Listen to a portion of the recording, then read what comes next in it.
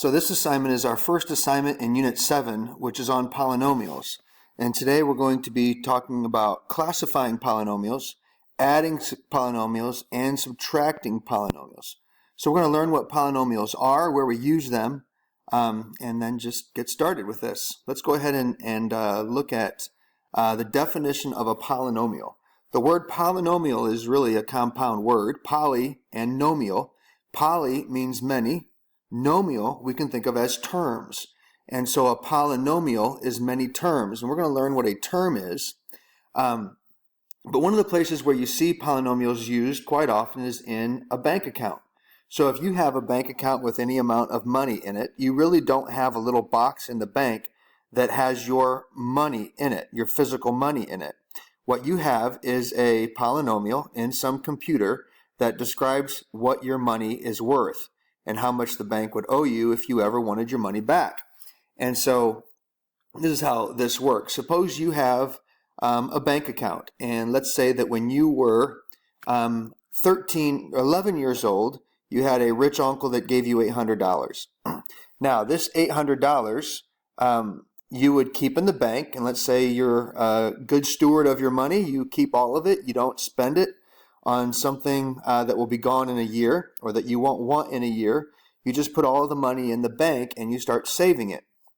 Well, you could think of it this way, that this $800 that you have, if it made 5% interest, you would multiply it times 1.05. That would be a great interest rate for a bank account because most bank accounts only give you like 3 or 4% interest. But that would give you how much money you would have in a year.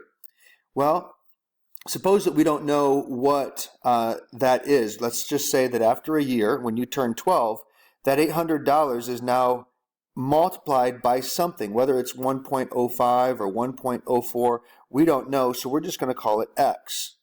So you took that $800, you've kept it in there for a year, it has grown, plus your uncle gave you $1,200 more dollars that you put in the bank.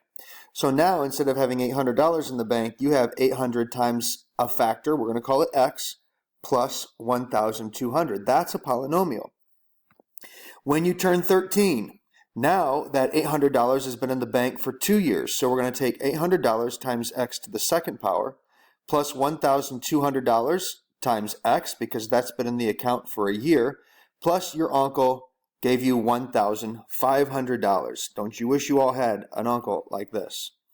When you turn 14, now that $800 has been in the bank for 3 years, so it's 800 times X to the third.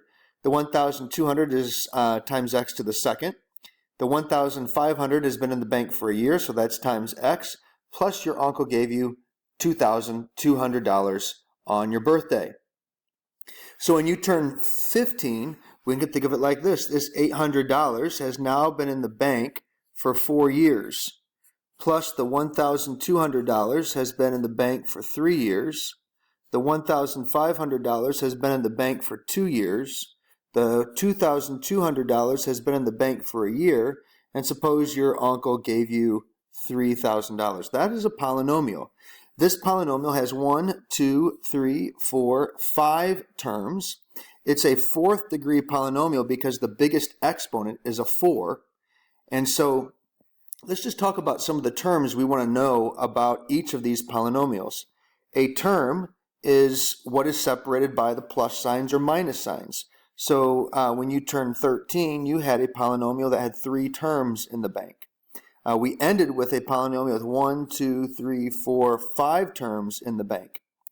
Then within each term, there's a variable, like we could have the variable x to the third, but the number that's in front of the variable is called the coefficient.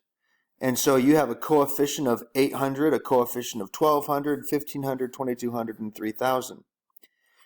The degree of each term is what the exponent is. So you can have a degree of 4, you can have a degree of 3, or a degree of 2, a degree of 1, like this one is x to the first, and the 3,000 here, that's x to the 0.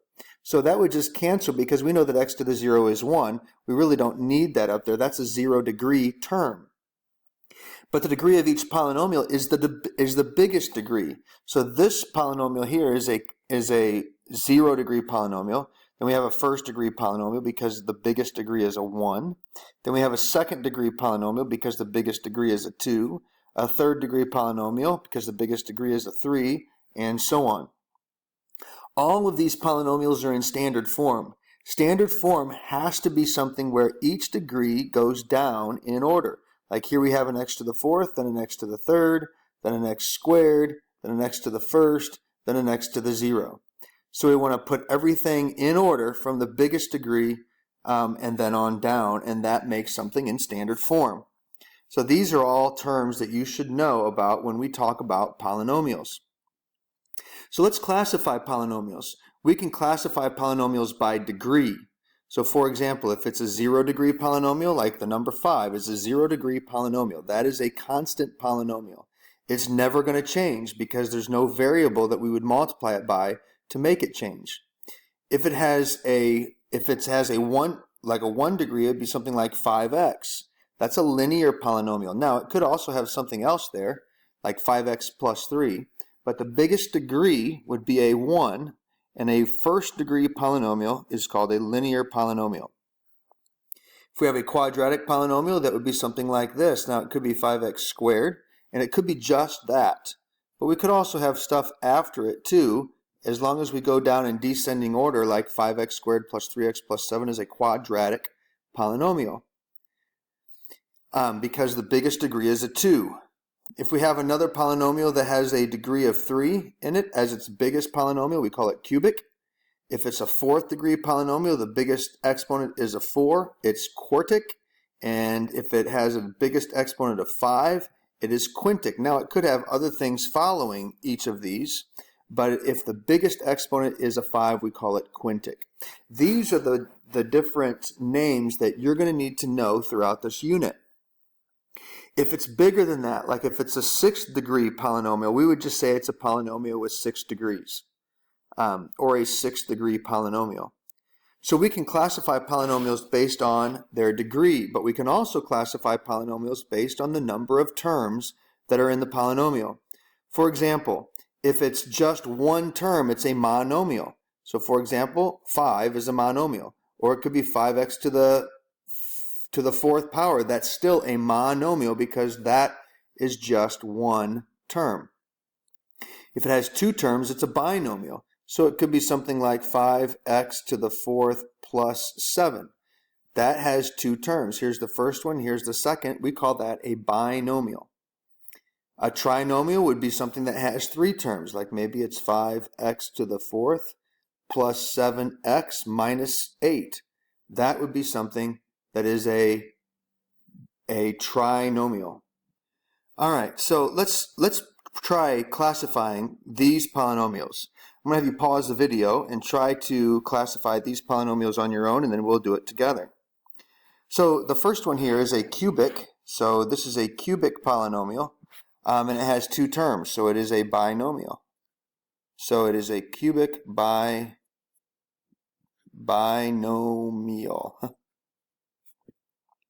Second one is the biggest degree is a 4th degree, so that's a quartic. And it only has 1 term, so that is a monomial. The third one, the biggest degree is a 2nd degree, so that is a quadratic. And it has 3 terms, so that is a trinomial.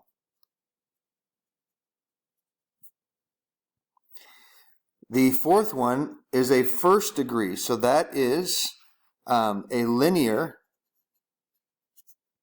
And it has 2 terms, so that is again a binomial.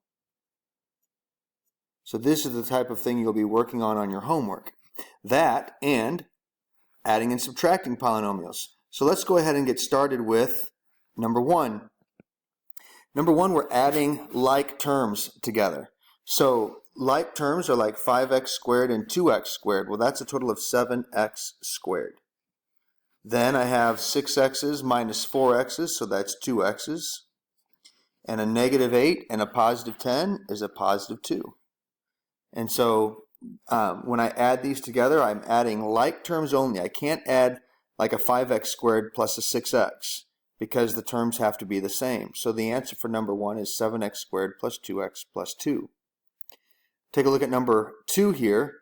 Same thing, we're adding like terms. I only have one 7x to the third, so that's going to stay 7x to the third. But I have two x squareds. 5x squared plus 8x squared, that is 13x squareds. I have a positive 7x and a negative 9x. Well, that's a negative 2x when I put those together, plus the 3. So in standard form, we have 7x to the third plus 13x squared minus 2x plus 3. If we move over to number 3, we're subtracting. Now, this can be confusing for a lot of people because there's a negative 1 here. And so this needs to be distributed over everything in this second equation. What I could do here is I could write the negative 1 times 5x squared as negative 5x squared. And then negative 1 times 8x is negative 8x. And then negative 1 times negative 7 is positive 7. And then I could take all the terms here and add it with all of these terms. What I would end up getting is 7x squared minus 5x squared is 2x squared. And then negative 2x and a negative 8x is a negative 10x. And a positive 5 and a positive 7 is positive 12. If you don't distribute the negative 1, then it can be confusing because people will see a negative 2x and a positive 8x. They'll want to put 6x because they'll want to add, but because they'll forget that this negative 1 distributes and makes that a negative 8x.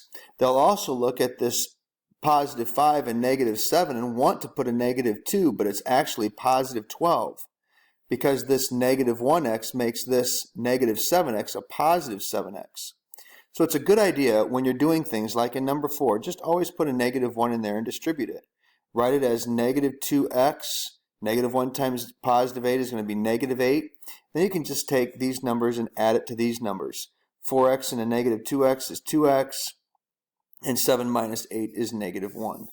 So the answer for number 4 would simply be 2x minus 1. Let's do one more thing here. Let's find the perimeter of this quadrilateral. You actually have been doing this for a while. We haven't called it adding or subtracting polynomials. And so if I want to find the perimeter of this quadrilateral, I'm going to add all the like terms together. So you can see here I have an x squared and another x squared.